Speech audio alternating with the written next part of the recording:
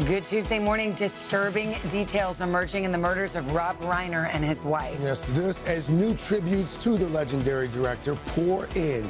It is December 16th. This is Today.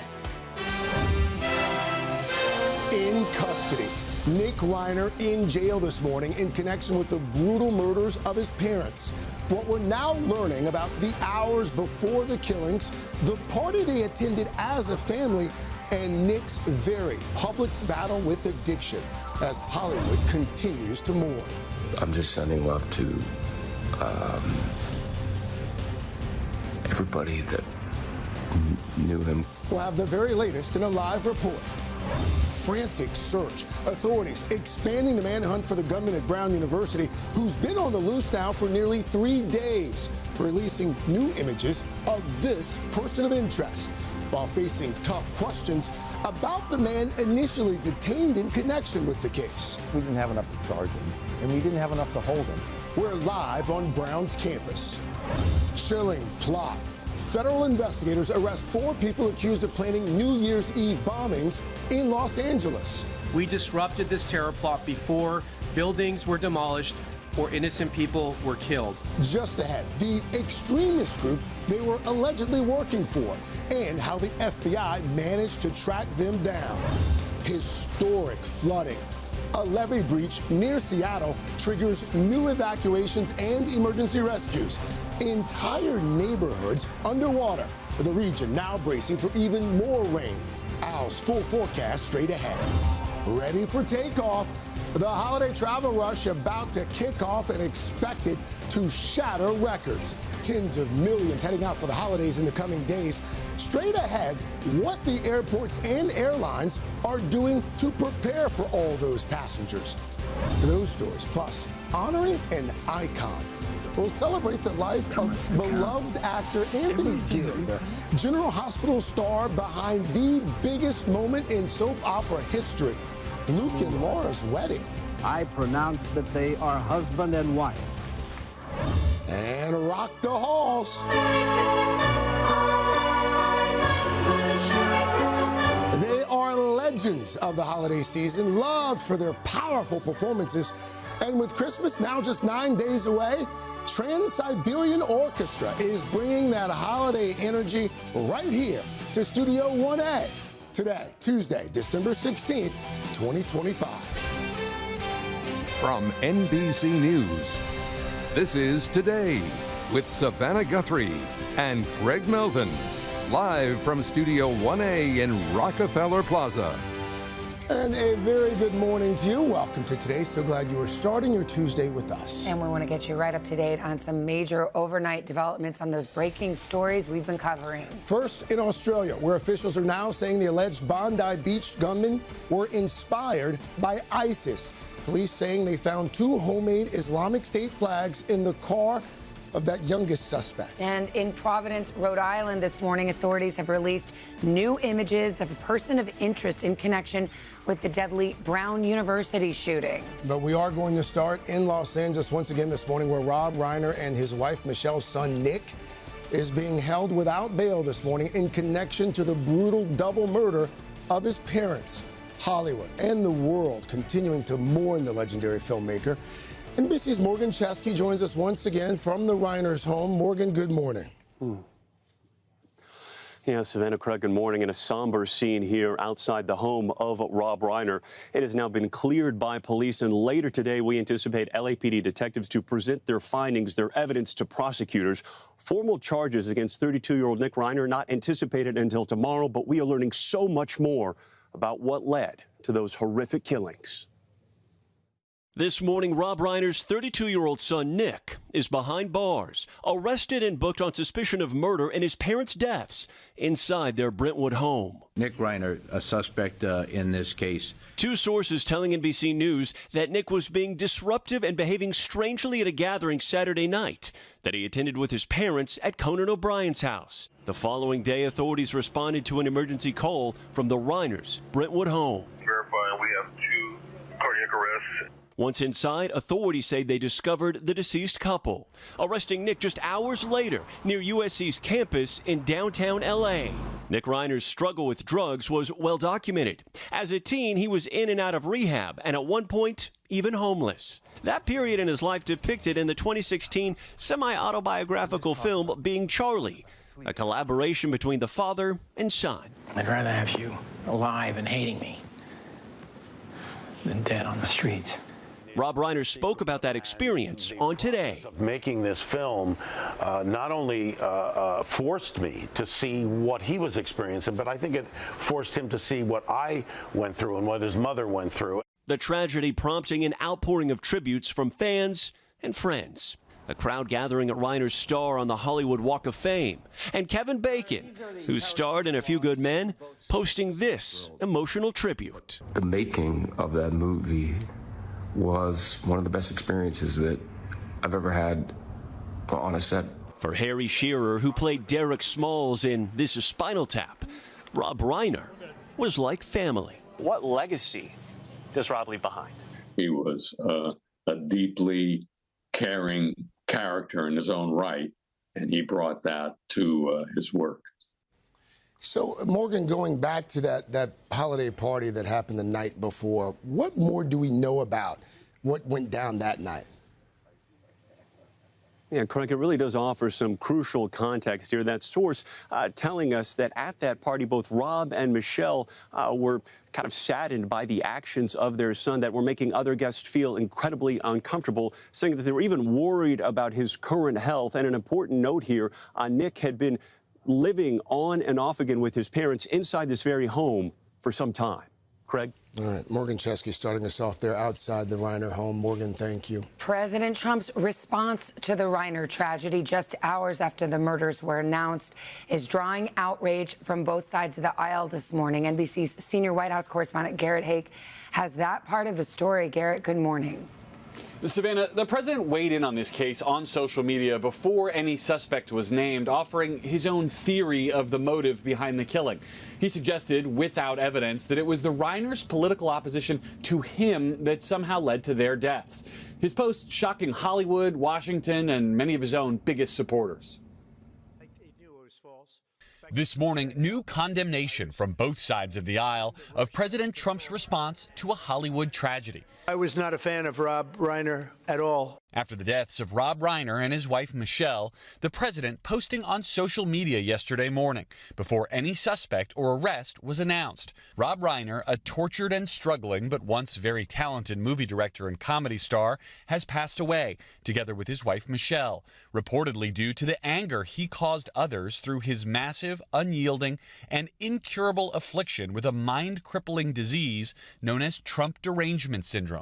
Los Angeles authorities later revealing that they had taken Nick Reiner, the couple's son, into custody. The president doubling down later in the day. Well, I wasn't a fan of his at all. He was a deranged person as far as Trump is concerned. His post drawing swift backlash. I thought was well beneath him. Including from many self-described supporters online who flooded the president's feed. One writing, quote, "I voted for you 3 times, but this is beyond the pale."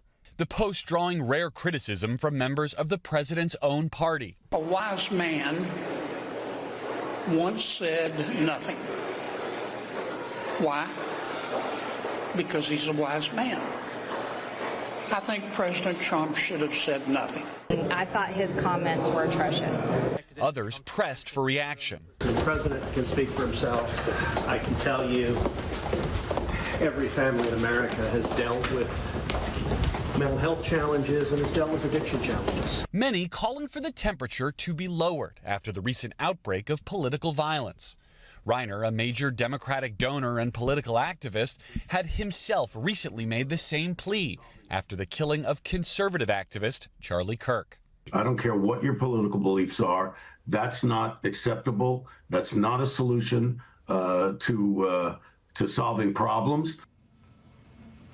As of this morning, authorities have revealed no theory of motive in the killings, and the White House has not responded to questions about whether the president was privy to any evidence supporting his views of this case.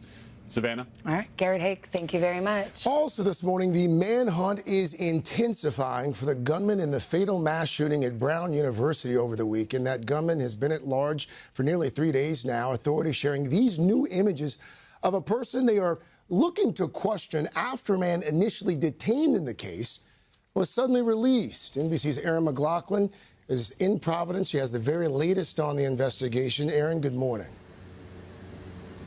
Craig, good morning. Authorities released new surveillance footage showing a so-called person of interest in the area in the hours before the attack. And while they've been combing ring camera footage taken from businesses and homes, the Attorney General tells me they still do not have a clear image of the suspect's face.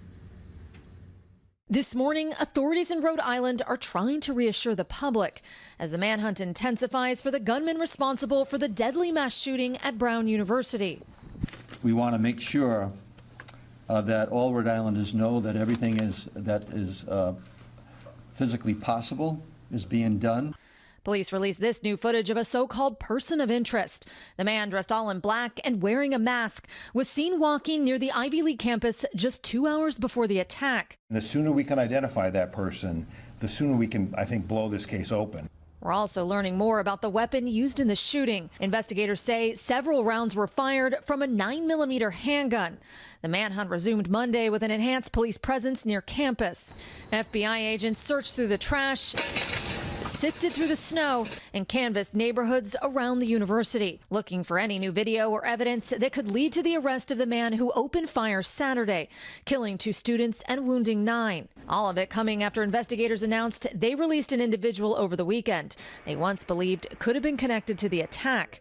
Rhode Island's Attorney General Peter Nerona explained why they let him go. We didn't have enough to charge him, and we didn't have enough to hold him, and I think that says a lot about the state of the evidence. As the hunt for answers continues, the Brown community is mourning the lives lost. Ella Cook was a sophomore from Alabama. She encouraged and lifted up those around her, but at Brown University, she was an incredible light.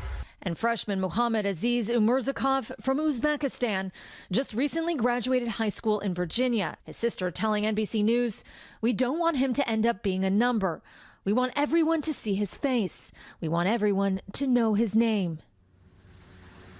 8 of the victims remain hospitalized, 1 in critical but stable condition. This morning, the FBI is offering a $50,000 reward for information leading to an arrest. The Attorney General tells me that while they believe the gunman was acting alone inside the building behind me, they have not ruled out the possibility that he had help on the outside. Craig? All right. Erin McLaughlin for us there in Rhode Island. Erin, thank you. We're also following new developments this morning in that anti-Semitic attack on a Hanukkah celebration in Australia.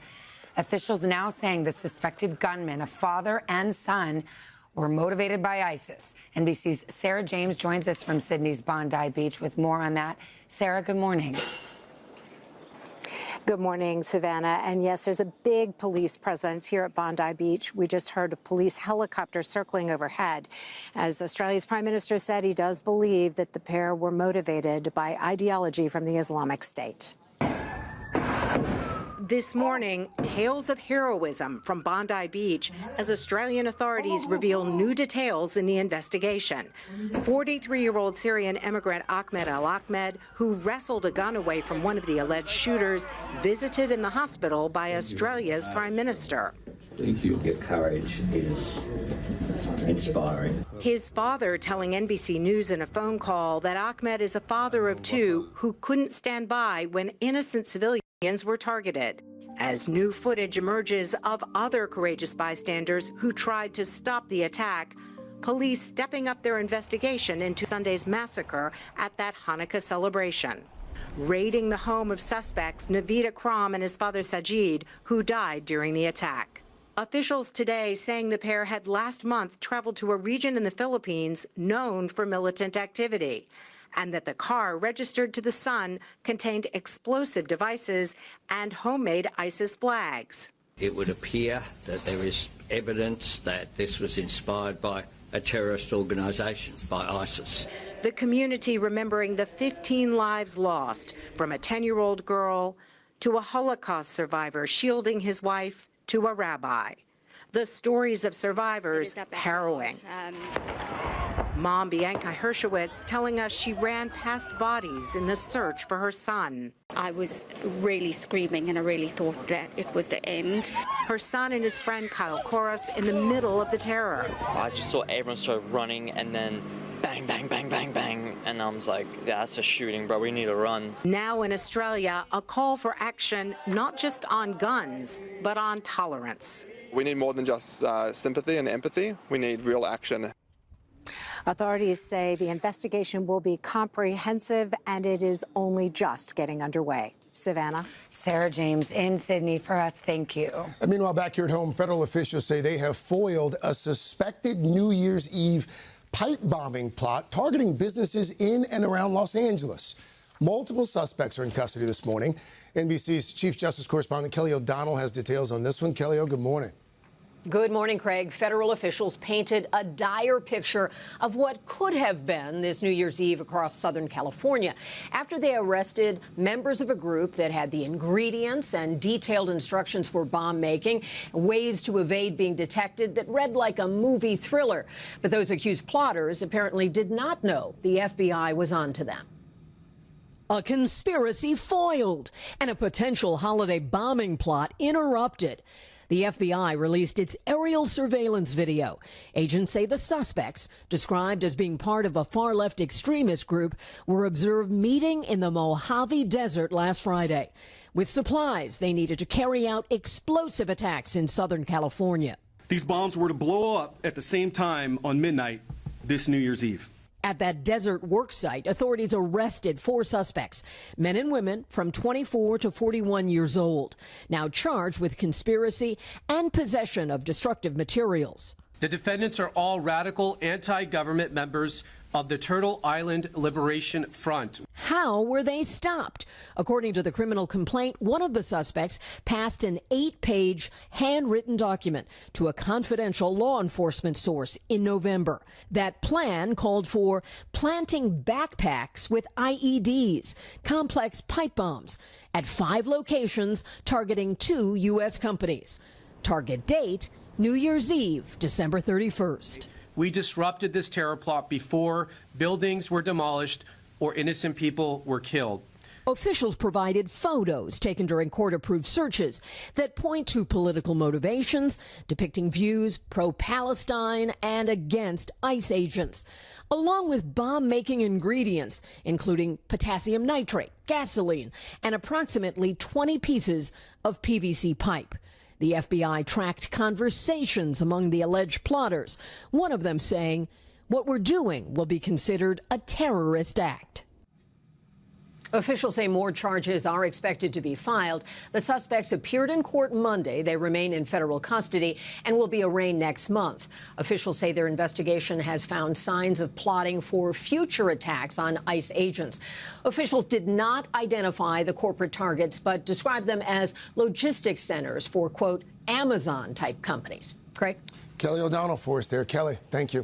We move now to the historic flooding in the Pacific Northwest. The National Weather Service has issued a flash flood warning for parts of King County near Seattle after a second levee breach in that region.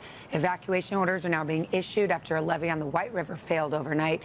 Thankfully, a breach on the nearby Green River was brought under control yesterday. And this all comes, of course, after days of heavy rain and flooding that has inundated communities there, prompted scores of rescues throughout Western Washington. I mean, that part of the country has just been battered over the last few days. Let's turn now to Mr. Rocha for the very latest and when those folks might see some relief. Good morning, Al. Unfortunately, it's going to be a little while, guys. Good morning, and good morning to you. Pacific Northwest now still being inundated. Another system coming in. This first system is going to make its way cross country, but in the meantime, we've got flood watches across the Pacific Northwest into western Montana. Over the next several days, there's going to be another storm coming in, another 2 to 8 inches of rain, so that's going to be big problems for them. Today, here comes that system, bringing that initial slug of heavy rain into the Pacific Northwest and northern California. Tomorrow, it makes its way into the northern plains. Snow, strong winds blasting the northern Rockies. Then we make our way through Thursday. Heavy rain from the Ohio River Valley all the way down into the Gulf. snow wrapping around this into the backside of the Great Lakes. And then we move into Friday. That front finally moves east, but you can see strong winds. We're going to be looking at lake effect snow, especially as we get into the leeward side of those eastern Great Lakes. Cold winds and big problems there. So we're going to watch that very, very closely. But we're going to get to your local forecast coming up in the next 30 seconds.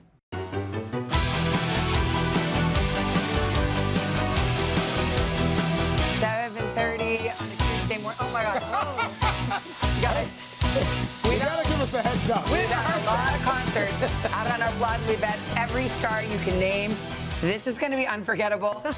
Holiday season icons, the Trans-Siberian Orchestra. They will be here. Jeez. Live in our next hour. This is I don't know how we answer this. Right Tell us more. Studio from us. Honestly, here on the set, this dry ice situation might come on over here. Chanel, can you breathe? I mean, wow. it's This right is there. amazing. It's going to be a great show. It's going to be awesome. They put on a forward heck to of a that. live show. Oh, I If you can't haven't wait. seen it. Well, before we get to holiday music, let's start this half hour with holiday travel. With Christmas now just 9 days away, a record number of Americans are about to be on the move. The smoke is wafting. Fits. All right, so whether you'll be hitting the roads or taking to the skies, always an exercise in patience, and this year perhaps more so than most years in the previous. NBC's Emily Acata joins us from LaGuardia, just one of the airports racing to prepare. Em, good morning. Hey guys, good morning to you. Nearly 3 million people are expected to fly every day starting later this week. So airlines are prepping de-icing equipment, they're ramping up capacity, even introducing new aircraft to make sure the holiday rush gets off to a smooth start. There's no place like home for the holidays, but families are hoping getting there won't be a bumpy ride in a record-setting travel season. To meet demand, airlines are adding 72,000 seats every day during the holiday rush. That's anticipated to see a staggering 52+ million passengers.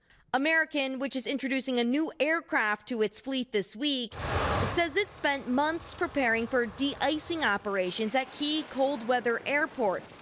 That preparation already being put to the test.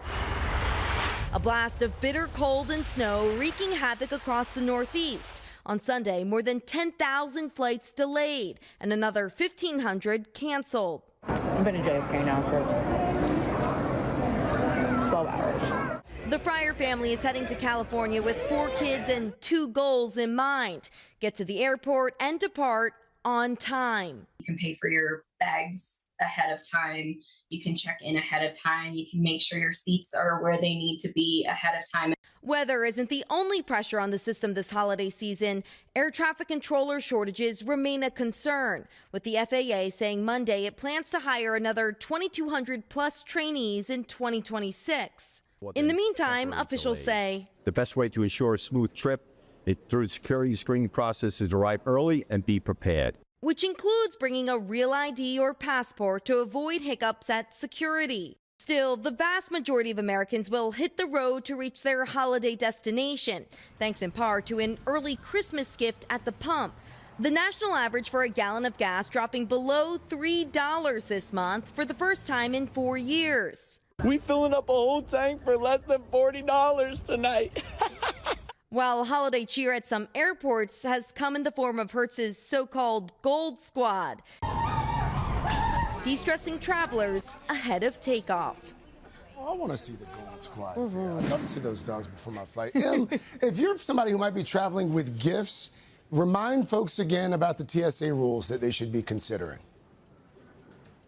Yeah, an important question and something that's going to be on a lot of people's mind. And remember, this weekend will include some of the busiest days in this holiday travel rush. Officials say snow globes, bottles of wine, and box cutters are some of the most common items that people try and fail to bring through security. So make sure those are in your checked luggage. Also, if you are bringing gifts in your carry-on, leave them unwrapped in case TSA has to take a look. Guys, all right, good tips advice. There. A lot of folks, I think, also, at least last year, I think we did a story on shipping gifts ahead of time. Like if you're traveling to a destination and you've got a bunch of gifts You can also ship those. Sounds good. Thank you, Emily. All right, still ahead, 2 new honors for the Queen of Christmas, Mariah Carey. One of them connected to our countdown to the Winter Olympics. We'll have all the details on your PSSP. And then we are remembering Rob Reiner and his iconic films through the remarkable stories he shared with us through the years, right here on Today. But first, on a Tuesday morning, these messages. We are back now, 7:39, with more tributes to legendary filmmaker Rob Reiner. Fans and friends are remembering the Hollywood icon's remarkable work, humor, and charm, all of which he shared with Today through the years. NBC's Liz Kreutz took a look back at Reiner's life and legacy in his own words right here with us. Liz, good morning. Hi, Savannah. Hey, guys, good morning to you. Over the span of his decades-long career, Rob Reiner worked on projects from the #1 show in the country, All in the Family, to cult-like classics like This Is Spinal Tap and The Princess Bride, all of it part of a legendary career that has brought laughter and joy to millions. When you make something, it's then for everybody else. But the making of it is what you have for yourself. Rob Reiner spent his 6-decade-long career making not just movies, but moments. His resume is so stacked with classics, you can't handle the truth. It even impressed his late father, legendary comedian and Dick Van Dyke show creator Carl Reiner. He's made some of my favorite movies. If whoever made them, they'd still be my favorite movies. Rob Reiner may have followed in his dad's footsteps, but he quickly made his own way in Hollywood as both an artist and activist. His big break came in his 20s, playing Meathead, Archie Bunker's son-in-law, in the groundbreaking sitcom All in the Family.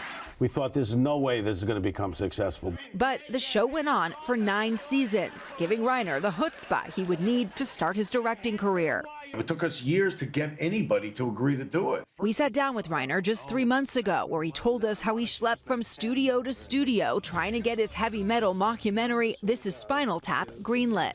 Nobody got it right away. They thought it was a real band. They thought, why would I make a movie about a band nobody ever heard of? And then over the years, Congress puts it in the National Film Registry. He would say his most meaningful film, the 1986 coming-of-age drama, Stand By Me. It was the first film that I made that wasn't anything my father would ever have made. And that was a big hurdle for me to break away. But for Reiner, his work has always been a family affair, casting his mother to deliver the classic line in the beloved rom-com When Harry Met Sally. I'll have what she's having. And he even changed the film's now iconic ending after finding love in his then-girlfriend turned wife, Michelle Singer. I changed the ending. So that they get back together. They get together. Reiner, once reflecting on his life, sharing how he hoped to be remembered. I hope I didn't take up space. That I hope that I, was able to contribute something. Obviously, he certainly did so much. And guys, another thing Reiner was known for was his genuine kindness. He once told Today that it came from watching his father and seeing how he always treated people with respect and handled all the trappings of fame. Rob Reiner also said one of the greatest gifts of his life was when people came up to him and told him how much they loved his movies. Guys.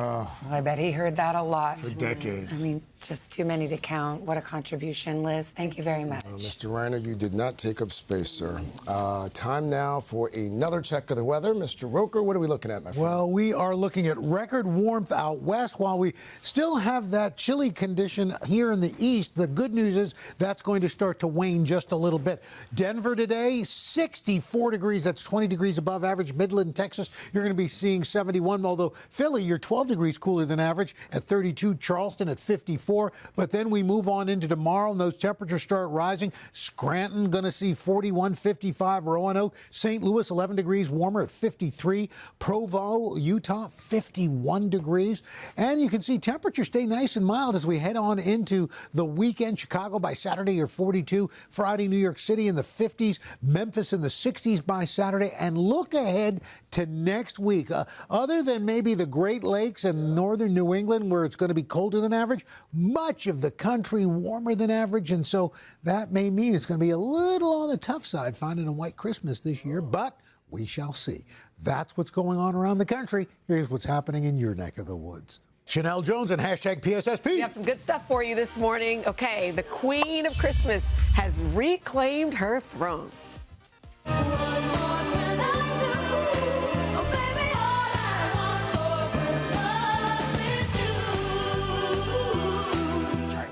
So Mariah has officially broken the record for longest reigning song at #1 on the Billboard Hot 100 chart. Her can you believe it's a 31-year-old hit, by the way? 31 years old. All I Want for Christmas Is Her middle-age hit. Yeah, marks a whopping 20 weeks in the top spot, beating previous record holders, A Bar Song Tipsy. Also a holiday. And Old Town Road. Yeah. And here's another gift under the Mariah tree. She's just been added to the lineup of performers set to appear at the opening ceremony for the Ponte Cortina Winter Olympics. Wow. Merry Christmas, Mariah. We will see you on February 6th. Let's go. That's going to be so fun. Jeez. How fun. It's going to be fun. All right, great sneak peek. Thank you very much. We got Jenna in the house with a Boost in the oven. What? Wait. Just only a Boost is in the oven. Look out, Mary, it's Main Street. We're celebrating holiday lights on the Boost and all the joy they can inspire right after this. Well, Jenna's taking the Boost out of the oven, and here it is. I'm preparing the Boost. Here it is. Christmas. Just kidding, it's not that. No, exactly. Christmas came early for 3 kiddos in Lancaster, Pennsylvania. Check out the moment when Dad revealed his epic holiday display. 1, 2, 3.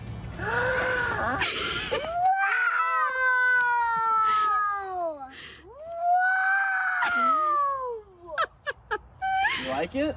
Yeah, that's why you were out here for so long. Yeah. What do you think? She's so sweet. Even the babe loves it, right? All those arches, that's above our pay grade, I'd have to When's say. the last time you were so excited you just started hopping up and down? I know, So wow. I think the word wow is so great. Clark Griswold, hold my beer. Bye, Clark Griswold. Yeah. We don't need you around these That was parts. adorable. That was a good boost. Not in Lancaster. I love it. All right, guys, we saw that.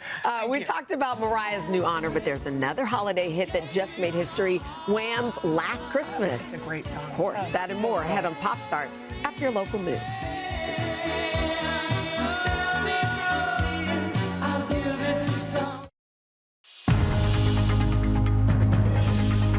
It's 8 o'clock on Today. Coming up, in custody, new details on the brutal murders of Rob Reiner and his wife. Their son, Nick, now awaiting charges. What we're learning about the hours before the killings and Nick Reiner's very public battle with addiction. Then, soap superstar, remembering the life and legacy of Anthony Geary, known to millions of daytime TV fans as Luke on General Hospital. Strange place to do business, isn't it, Luke?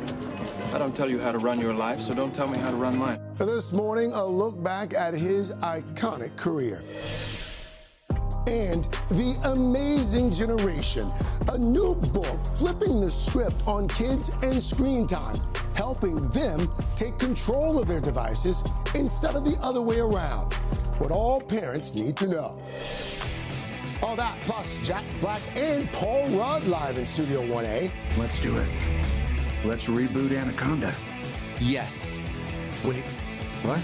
Stranger Things drops a new trailer. I don't know what's on the other side of any of this. If we want to stand a chance of surviving, we need to be a team. And an epic holiday performance from Trans-Siberian Orchestra. When they join us today, Tuesday, December 16th, 2025. Today I'm turning 22. Hi to our kids on Island Alma. We love you. Visiting from Bristol, Tennessee, Erie, Pennsylvania, Lake Charles, Louisiana, Newark, Ohio, and Raleigh, North Carolina. Loving you is easy. Sending love to my grandma in Wisconsin. Celebrating our 30th anniversary. 62nd birthday. My retirement after 3 decades of teaching. And Sydney's graduation from the University of Nebraska. And happy graduation. Happy all the things out there on our plaza. So many smiling, happy faces, all bundled up. I love that holiday crowd. They're just ready to party. There they are. We're going to go outside and party with them as well in just a few moments. Right now, though, let's get to your news at 8 o'clock on this Tuesday morning. We are going to begin with the very latest on the shocking deaths of Rob Reiner and his wife, Michelle. Their son, Nick Reiner, is in jail this morning in connection with their brutal murders. And we're also learning more this morning about what happened in the hours leading up to the crime. NBC's Morgan Chesky joins us once again from the Reiners' home with details. Morgan, good morning. Yeah, Craig, good morning. In a far different scene outside the home of the Reiners today. Police have cleared this area, and later today, we know that LAPD detectives plan on presenting their findings, their evidence, to prosecutors ahead of formal charges against Nick Reiner, that 32-year-old that remains in jail being held without bond. But we've heard that they were able to track down the 32-year-old Reiner to a park near USC in downtown Los Angeles on Sunday evening. That is where they took him into custody. But today we're getting new details on those 24 hours before that horrific incident. We're learning, according to two sources, that the Reiners took their son Nick to a party hosted by Conan O'Brien on Saturday night. And it was there, the sources say, that Nick was making guests feel uncomfortable, being disruptive, and that led to a heated altercation with Nick and his parents. Now, as for what specifically led to the alleged murder, we still do not know, although we're hoping to learn more from LAPD later today. As it stands right now, that 32-year-old still awaiting formal charges that could come as soon as tomorrow. Craig. All right, Morgan Chesky for us there. Morgan, thank you. The U.S. military says it struck 3 more alleged drug boats in the eastern Pacific Ocean, killing a total of 8 people. Officials say those strikes targeted designated terrorist organizations. The military did not provide evidence of the alleged drug trafficking, but posted this video of a boat moving through water before exploding.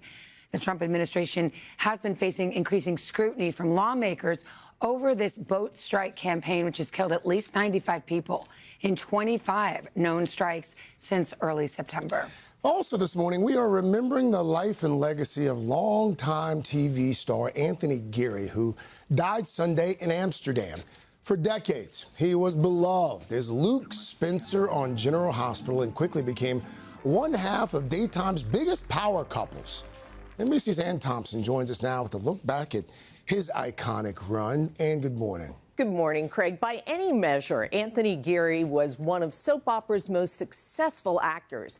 Charismatic and controversial, he, along with actress Jeannie Francis, captivated the nation on General Hospital in the early 80s. Anthony Geary made his mark on soap opera history. I don't tell you how to run your life, so don't tell me how to run mine, okay? As Luke Spencer, the anti-hero of General Hospital's fictional Port Charles, famous for his character's relationship with dream girl Laura, played by Jeannie Francis. She is beautiful, isn't she? The storyline as improbable as any in soap history and drawing major controversy at the time, as it began with Luke raping Laura. Look, I have to go now. The show then putting the couple together many episodes later. Millions fascinated by Luke and Laura's chemistry, helping to make General Hospital appointment TV. Their 1981 wedding, the highest rated hour in soap history. I pronounce that they are husband and wife. 30 million people watching on TV. Oscar winner Elizabeth Taylor even making a cameo. My curse on you, Laura and Luke. So phenomenally successful, a year later, Geary told Today he had trouble separating from his TV role. It can be a bit of an identity crisis at times. The personalities tend to overlap. He would leave in 1984, then return in 1991. In classic soap fashion, Geary first came back as Luke's look-alike cousin, who was killed off. Then Luke returned with his beloved Laura. Geary would stay until 2015. Goodbye, Port Charles.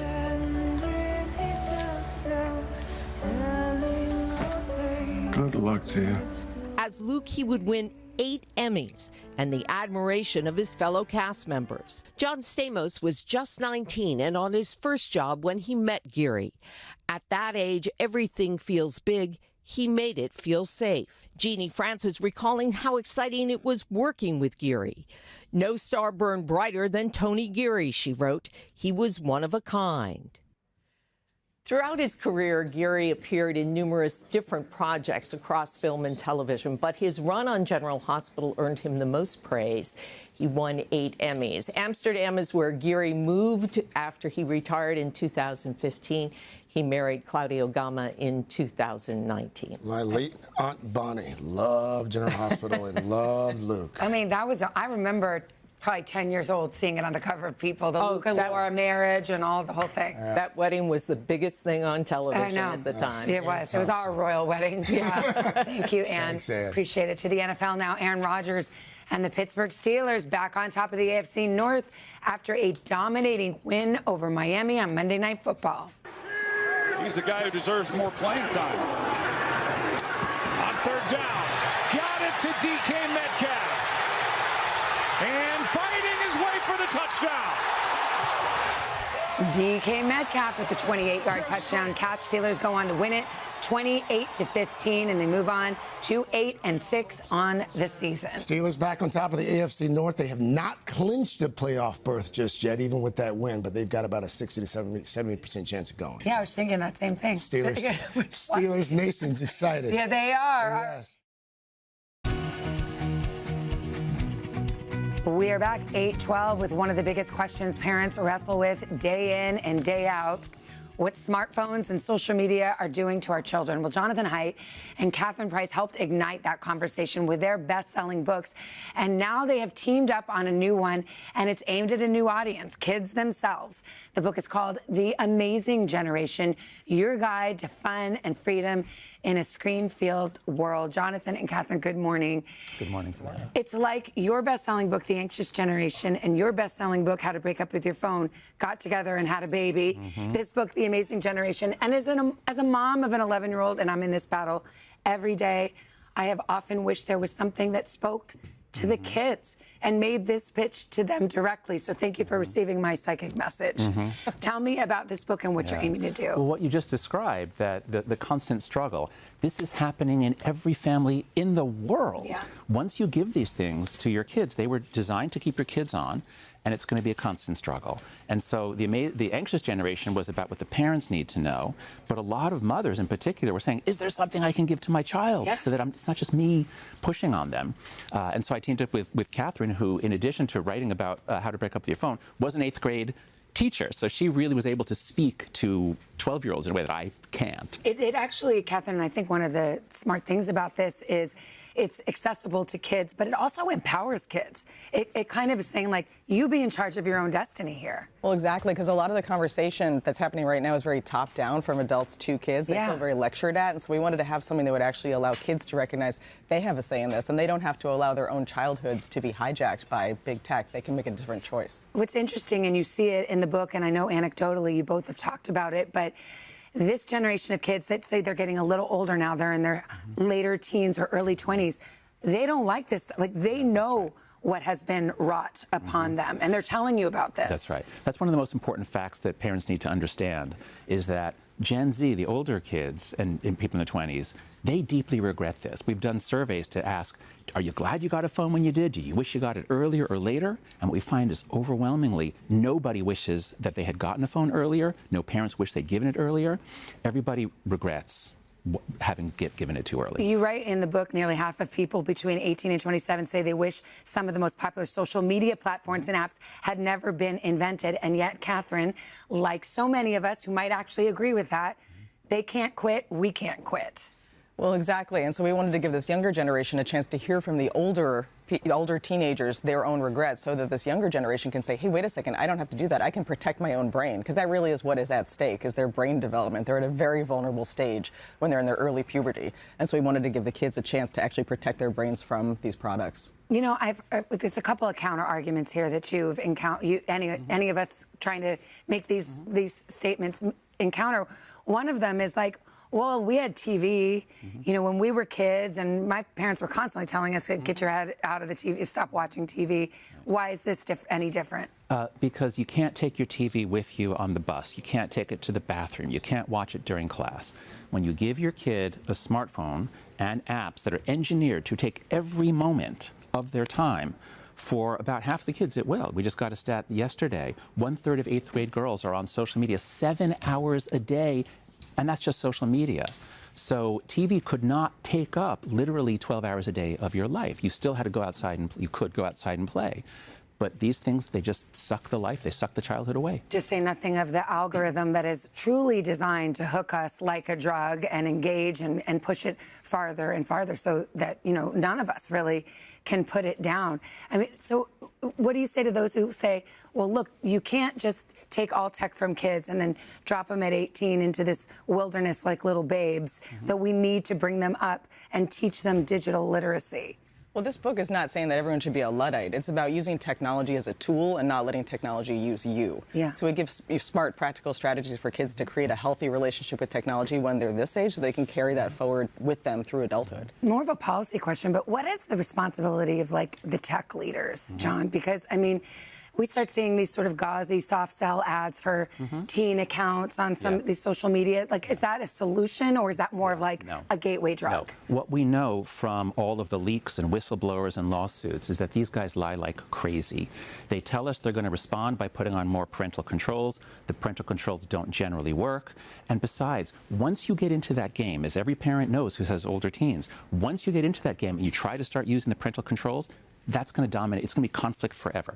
So we say very simple rules.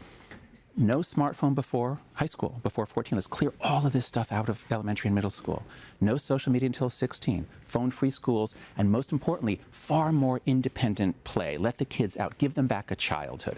We need clear norms that we can all follow, and then the fight goes away because they don't say, but everybody else has a smartphone with Snapchat. You say, you know, if most kids don't, then we break the kids out of the trap and give them back a fun, memorable childhood. And that's always been, you know, a key part of the pillars that you've been talking about. It's not just taking away, it's giving back the independence that, frankly, a lot of our generation of parenting has taken away. We're hovering over our kids, we're worried about them. And the book really emphasizes that, too. Like, go out and make this amazing life for yourself. Well, exactly. That's why the subtitle is Your Guide to Fun and Freedom in a Screen-Filled World, because we don't want this to feel like a lecture to kids. We want them to be excited about it. And that's the feedback we've gotten so far from kids who've seen early copies. They're really into it. It's so inspiring. Well, just to leave it on a depressing note, Jonathan, I mean, I feel like you've made so much headway with your book. Both of you have been on this advocacy for a long, long time.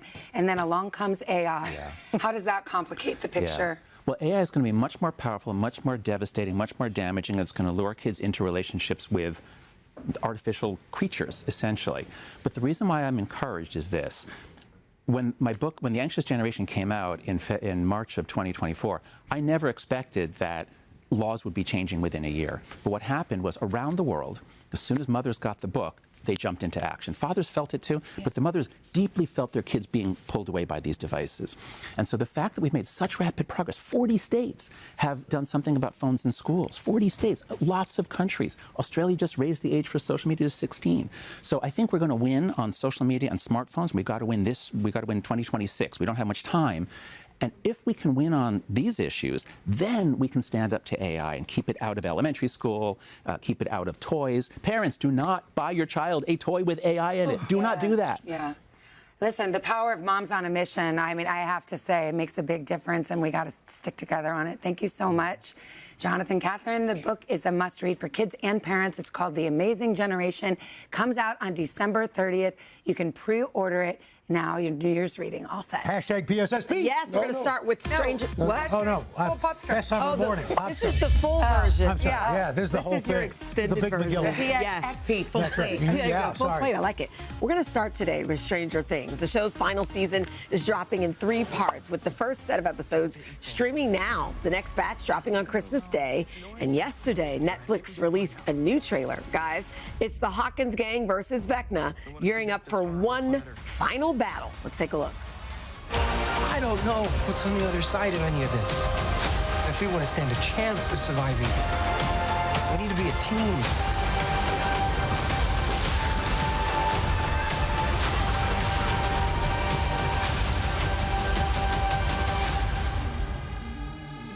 It is time for a new world. Ew.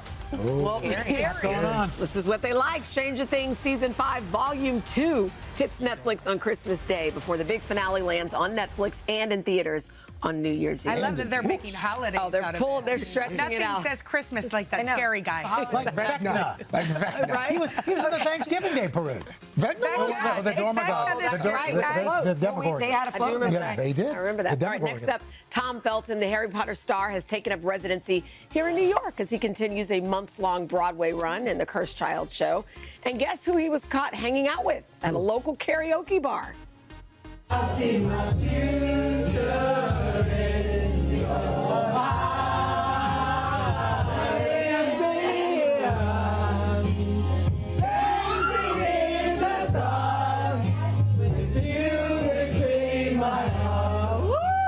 I mean, I love that. He is. He's omnipresent. He's like really, I like it because he's so laid back and fun. He just like leans into just having a good time. He had that hour-long special on Netflix that dropped a few weeks ago, and it is essentially him doing that for a full hour all over New York City, just surprising And he people. certainly doesn't have to do that. No. He's a good time. Yeah, you never know who you'll see here in New York. love There's that. the takeaway. All right, next up, Wham! This Christmas marks a career milestone for the duo's beloved holiday hit. Last Christmas, I gave you my heart. Very next day, you gave me away. To save me from tears, I'll give it to someone special.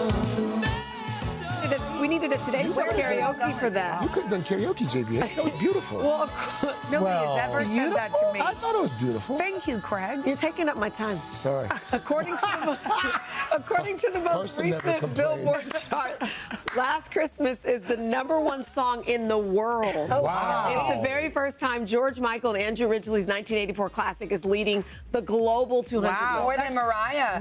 Right? Don't tell me. Amazing. Nobody call Mariah. I don't know, because we need her for Milan. Yeah. All right, next up, Point Break. A new wave is coming for this 90s crime thriller. That's Bodhi. What do you call him? The Bodhisattva. You want the ultimate, you gotta be willing to pay the ultimate price. Short trust tomorrow. Next day outside the latest. Everything moves in cycles, so twice a century, the ocean lets us know just how small we really are. That hair. Like surfing and robbery, you know. According to Variety, the Keanu Reeves Patrick Swayze classic is being rebooted now into a TV show. AMC is developing the series, set to pick up 35 years after the events of the original. It takes place in an assisted living Exactly. facility. There you go. It's All right. water They aerobics. surf- they We're can't going surf into the pool. anymore. We got floaties. Let's go. It's like cocoon. Aqua cocoon. Oh my God. Okay, Where's finally, the Brian reason why Dennehy when you Carson need him? is not here, The Voice. Last night, the top 6 artists sang their last songs to compete for the season 28 title, with Team Nile contestant Aiden Ross manifesting a win by performing this ABBA classic. It's simple and it's plain. So why should I complain? The winner takes it all.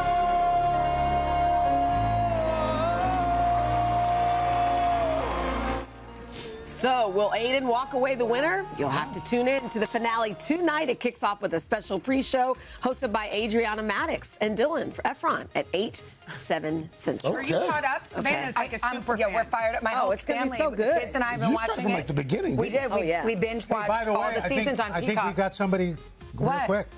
2 fixtures of. Yes. Oh my God! Yes. Yes. Is that real? Yes. Anaconda. Is that real? These are real. These are real.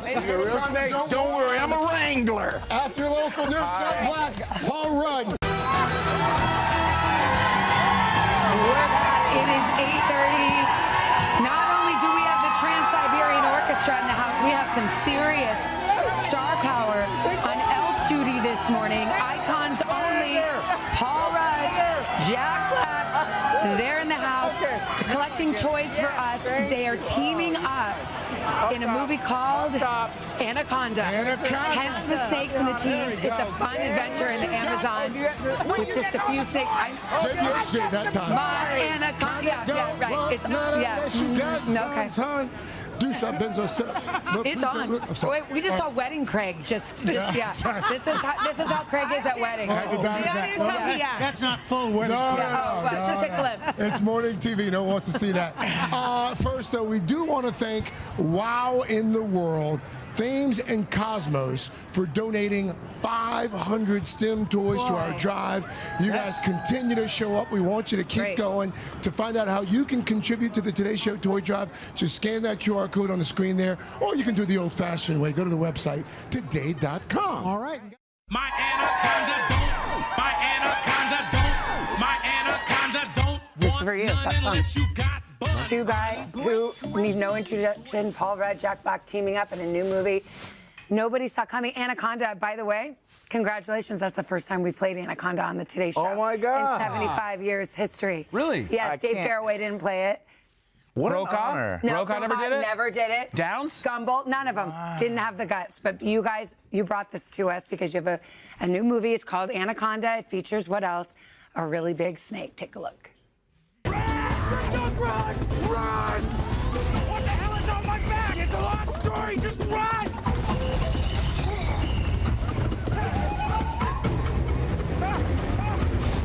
They do come that big. Oh my gosh! That's exactly no right. special effects. No, that was special real. effects in the movie. That's a real snake. They come that big. Real. What? It actually was a sweetheart. It was really sweet to play with that snake. He was okay. What about the pig carcass on your head? Was that The pig special carcass effect or real? also real. Oh my gosh! Same And, trainer, by the way.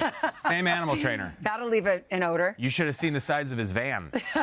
We shot that all morning and then had roast boar for lunch. Oh my gosh! You know this movie. Let me just see if I get this right. It's a movie about making a reboot, and it is itself a reboot of Anaconda. Like it's very, very high concept. Did I get it right? I think so. Yeah. I'm still trying to follow it myself. It's about some old high school friends that are getting together for a midlife crisis reboot of Anaconda, their favorite movie. And they go on a crazy adventure while they're trying to make this movie. So is Anaconda the original had Jennifer Lopez and Ice Cube? Yes. What is your relationship to that movie? And was that the source material? Is this something that you guys have loved as well? The original Anaconda? Yeah, I do love the original Anaconda, and it's got some B movie elements where you're like, this is ridiculous, but it doesn't matter. You love it anyway. It's a lot of fun. Yeah, I remember when it came out. I actually didn't see it when it came out, but it was a big deal. I mean, everyone did, and so I kind of came to it a little bit later. But I agree with Jack. It's kind of a blast. You know, seeing John Voight wink as he's getting swallowed up by a giant snake is pretty good. I mean, it's kind of ridiculous. Yeah. This movie is kind of ridiculous. Yep. It's shot in a jungle. Tell me about that experience. So we're out in Australia, recreating the Brazilian rainforest. And Australia's got some crispy critters, too, out there in the outback. Some real, scary creatures. Did you have any close encounters? Yeah, nothing too extreme. We were both a little nervous because we heard that no matter where you are in Australia, at least 10 feet from you, there's something that can kill you. Like at all times. At all times. Even at the mall. The small things, the things that don't look like they're going to do anything. So it's one of the only sets I've ever been on where there was a snake wrangler on set every day. It had nothing to do with the theme of the film. It was just to keep, brown snakes and stuff away from the makeup trailer. Different snake wrangler than the one that for the giant Anaconda. Yeah, exactly. I heard you guys shot, but you didn't have an ending to the movie till mid through. How did that work? No, we had the ending was all scripted, but then a big hurricane cyclone came through right at the end of our shooting, and it tore through our set. So we were like, oh no, how are we going to finish the movie? The cyclone almost destroyed it, but we rallied and we found a way to finish the movie, and it turned out great. Yeah. Called a few audibles, changed some things, moved some props. I thought this was the first time we'd seen you together in a film, and then the internet came to the rescue. Do you know what the clip I'm about to show? I bet we're the Beatles. Yes, you're the Beatles. Take a look. We're nothing but grains of sand. That was freaking transcendental, Paul McCartney. Don't you agree, John Lennon? Yes, Dewey Cox. With meditation, there's no limit to what we can imagine. I'm sick of you being so dark when I'm so impish and whimsical. I'm sick of it. I wonder if your songs are still when I'm 64. Great scene. No! Stop it! I'm sorry, some clips demand to be played. It was a volatile pair. Yeah.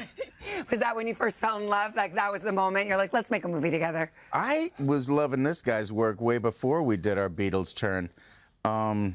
Yeah, I've been looking for opportunities to party with you because you're so damn funny. Well, I feel the same way. I mean, I've been like a fan of Jack's since Bob Roberts, the first. Was that your first one? Yep, that was my Was that first High movie. Fidelity? No, it was Bob Roberts, the movie Bob Roberts. Bob Roberts. Bob Oh, that's even. Oh, So that was Jack's first movie, and I went to go see that movie, and I was just transfixed. I said, "Who is that guy?"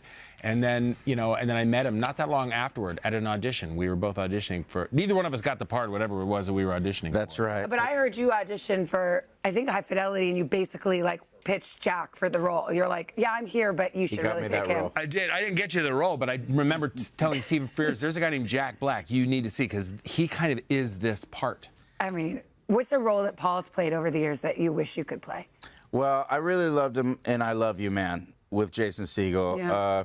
Made me laugh till I cried, and also I was jealous because he got to party with Rush, one of my favorite bands.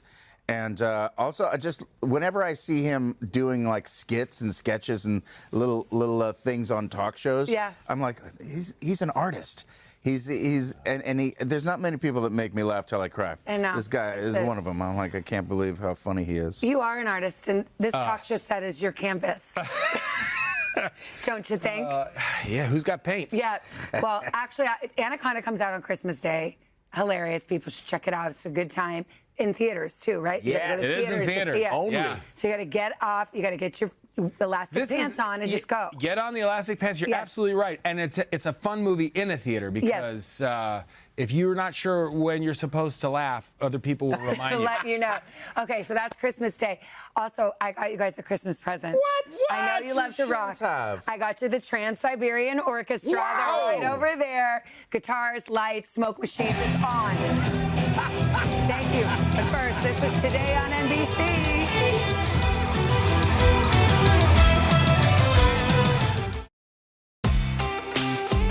We're back with our last-minute holiday gifts blowout. Hanukkah's underway. Christmas just over a week away.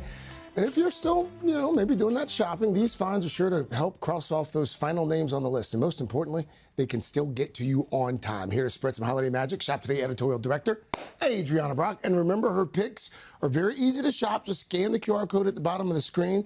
Welcome, welcome. Hi. We're going to start with a self-care bundle. Yeah. Have you heard of this trend about the little treats? No. Okay, well, I'm going to tell you about it. Tell me about it. Little treats are all about the small things that feel really, really luxurious. And just because you're getting a last-minute gift, by the way, I should say these all ship in time for Christmas. Great.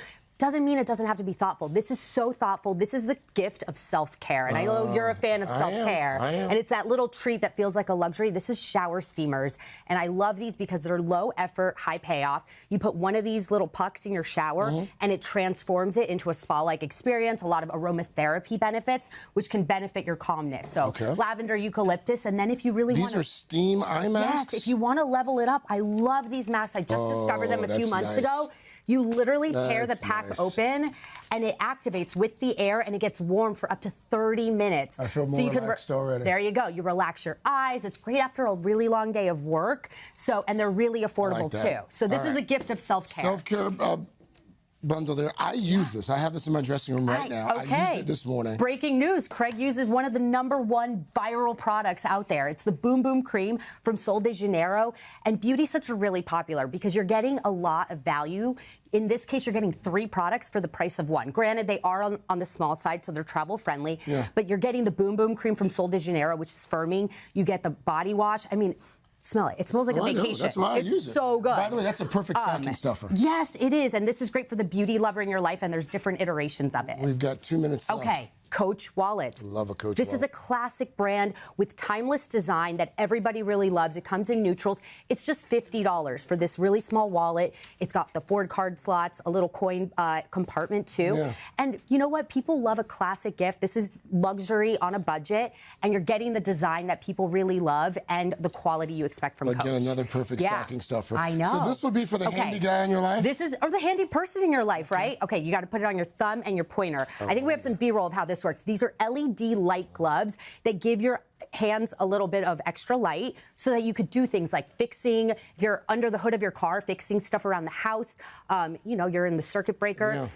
It's so cool. And this is so useful. It's one of those gifts that you're like, I didn't know I needed, right? That's actually pretty cool. Yeah, and it's super affordable too. So if you have someone that's hard to shop for, this is the problem You can also solving just walk around your house doing this. I mean, you can do that too. Just have fun. Like that's a fun, again, great stocking stuffer.